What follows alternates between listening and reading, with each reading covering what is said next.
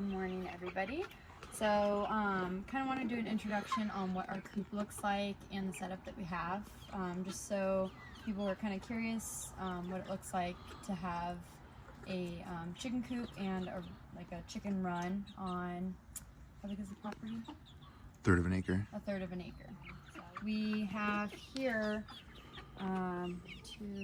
five hens and one rooster we're going to keep, and the other 3 roosters are going to be leaving at some point. They're all about 10 weeks old now, and so they've actually been really happy in here. We got the laying hens and the roosters. We hatched some ourselves, and we bought 4 at the feed store, and we decided that we wanted to do Cornish cross, but the other side of our yard has dogs, and we don't really know how they would do with chickens, so we wanted to see if we could raise some Cornish cross, which we have in here. We have 3 that are left.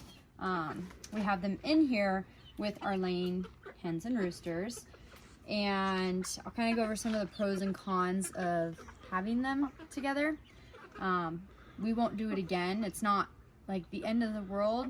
I would only do it if you were raising them like as they're little and growing up, but I would not introduce any Cornish cross into our hens at this point. So we got 6 Cornish cross, and we had to go away for a week on a trip, so we had family come and help take care of them. So of course having them together was a little easier, so that they were just feeding all the chickens rather than going over here and taking care of these chickens and then taking care of those chickens. So it just made it a lot easier. And with that came, we had to keep food out 24/7 because somebody couldn't come by twice a day to put the food away and take it back out. They were about 4 weeks, I think, when we went on our trip. So it was from their 4 to 5 week old, I believe. And at that point, they should have been on a, I think they would have done a little bit better. They didn't do terrible, but they would have been better doing the 12 on, 12 off for feeding, which is what we did immediately once we got back. And they got huge while we were gone. They bulked up a lot, and 2 weekends ago, we took care of 2 of our Cornish cross. We lost 1 too. We don't know what happened to her, but we lost her.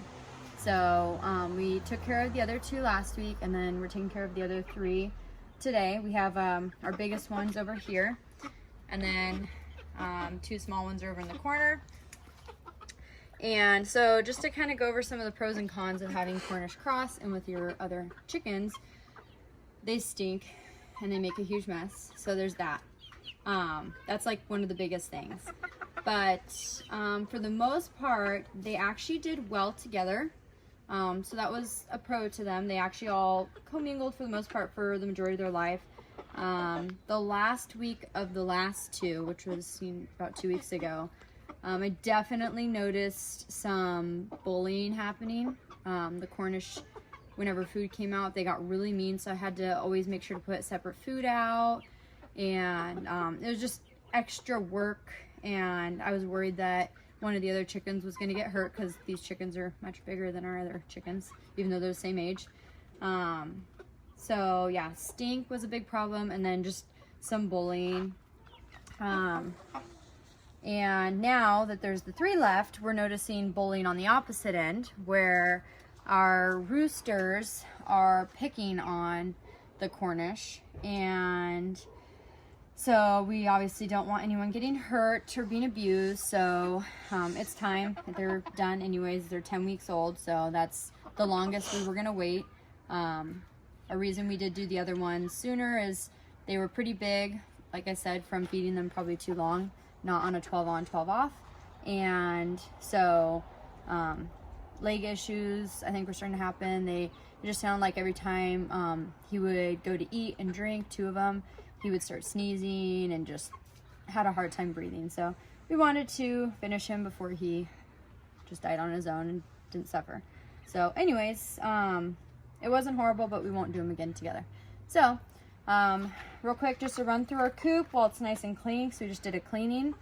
My husband did most of it. We bought dog kenneling It's 10 by 15-ish, I think, right?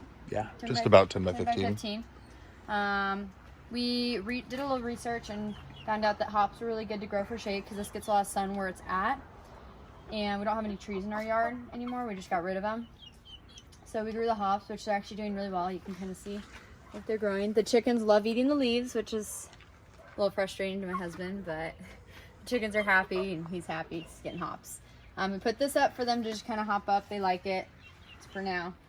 We had to put chicken wire around it so that they didn't fit out because when we went on our trip, they were just about 6 weeks old and they could fit right out. So that wasn't gonna work. So we put that up, which is good for when we hatch our own babies. They can just be out here and it won't be an issue. And he built this pole to support our kind of funky roof. We're gonna eventually make adjustments, but we don't really have too many predators we have to worry about where we're at because we're in the middle of town. But they like to come up on these little roosting bars, and then we move their water right now. So my husband built a ramp that's foldable so we can move it out of our way when we need to. And we have to fix it a little bit because the kids got kind of rough climbing in here. But it's got little like anchors to go in, and so then it can just fold down. So when I want to clean the coop, it's easy for me to get up here and then just pop it back on. And we have to fix the other side. So we actually got, what kind of sand? Construction? It was wash construction sand, which is, I did some research online, and that's what they recommended for inside. It was safe for them, especially because they have a lot of breathing issues if it's not well ventilated and all that. So, so far we've had it in here for a week. It's been great.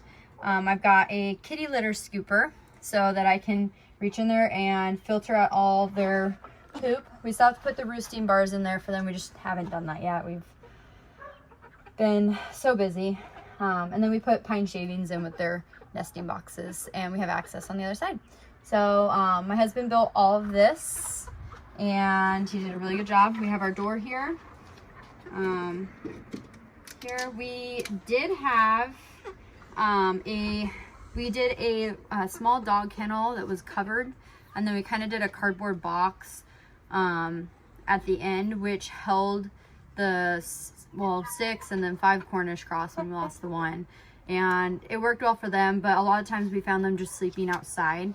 They obviously couldn't climb up here. We knew that ahead of time because of their size, so we prepared ahead of time and made sure that they had their own little hotel outside of the coop, and majority of the time I just found them sleeping outside of our little setup. But we've had, I think the lowest we've had is about 60 where we live in California, so not too bad. I think they've been pretty comfortable. And yeah, and actually one of our Cornish cross, which I'm kind of curious to what she's gonna weigh at, I noticed about 5 weeks in that she has a slight scissor beak, I believe it's called.